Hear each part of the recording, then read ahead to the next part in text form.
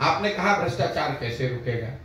भ्रष्टाचार कैसे रुकेगा, इसके लिए हम उन लोगों में से नहीं है कि खड़ा होकर कहेगा हम आएंगे तो भ्रष्टाचार रोक देंगे। भ्रष्टाचार रोकने के लिए दुनिया भर में, पूरे दुनिया में अगर आप देखेंगे कि भ्रष्टाचार किन देशों में सबसे कम है और उन देशों ने भ्रष्टाचार को कैसे रोका है।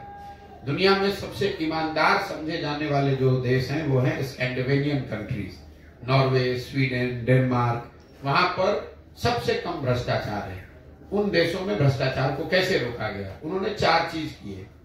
पहला, ईमानदार जनप्रतिनिधियों का चुनाव होना चाहिए।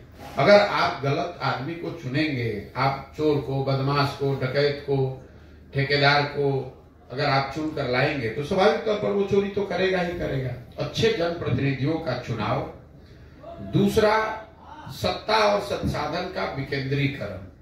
बिहार में अभी जो व्यवस्था है, ये पूरी बिहार की शासन व्यवस्था को 2 नेता, नीतीश कुमार, तेजस्वी यादव और उनके 5 अफसर चला रहे हैं। सत्ता और संसाधन दोनों का इतना केंद्रीकरण कर दिया गया है कि 5 ही आदमी पटना से बैठ के निर्णय लेता है कि किसको कौन योजना बननी है, कौन योजना रुकनी है, कहां पैसा जाना है, कहां पैसा नहीं जाना है। इसीलिए आप हर जगह सुनते हैं भैया बिहार में बड़ा अफसरशाही है। तो पहला, ईमानदार जनप्रतिनिधियों का चुनाव। दूसरा, सत्ता और संसाधन का विकेंद्रीकरण। तीसरा, जन भागीदारी।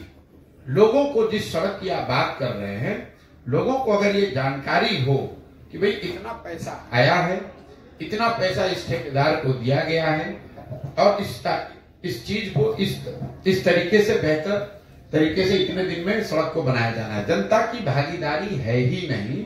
जनता को ये मालूम ही नहीं है कि उनका अधिकार क्या है, उनके लिए कौन सी योजना चल रही है, उनको क्या उससे लाभ मिलना चाहिए, नहीं मिलना चाहिए।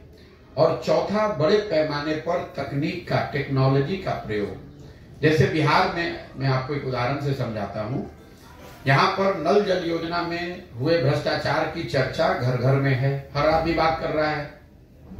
नल जल योजना को बनाते समय जो ये कितना हजारों करोड़ रुपए खर्च किए गए, अगर योजना को बनाते समय उसमें एक टेक्नोलॉजी का प्रयोग किया गया होता, स्मार्ट मीटर लगा दिया गया होता, तो पटना से बैठकर आप ये देख पाते कि कब मोटर ऑन हुआ, कितना पानी डिस्चार्ज हुआ, कितना पानी लोगों को मिला और कितना पानी बर्बाद हुआ।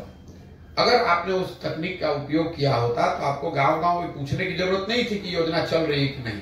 पटना में बैठा हुआ एक कंट्रोल रूम बता सकता था कि आज कितने नल जल योजना में सुबह में 8 बजे मोटर चालू हुआ, कितने जगह मोटर चालू नहीं हुआ, कितने जगह पानी कितना डिस्चार्ज हुआ। इन 4 चीजों के समावेश से भ्रष्टाचार पर बहुत बड़े पैमाने पर अंकुश लगाया जाए। खत्म नहीं होगा, खत्म बिल्कुल नहीं हो सकता है, ये आप मान लीजिए। ये जो कहता है वो झूठ बोलता है। लेकिन इन 4 चीज को अगर किया जाए, जनता ईमानदार जनप्रतिनिधियों का चुनाव करे, जो लोग सत्ता में आए वो सत्ता और संसाधन का विकेंद्रीकरण करे, बड़े पैमाने पर जनता को सरकार के निर्णयों में, योजनाओं के बनाने और क्रियान्वयन में शामिल किया जाए और तकनीक का उपयोग हर स्तर पर किया जाए, तो बिहार में भ्रष्टाचार को कम किया जा सकता है।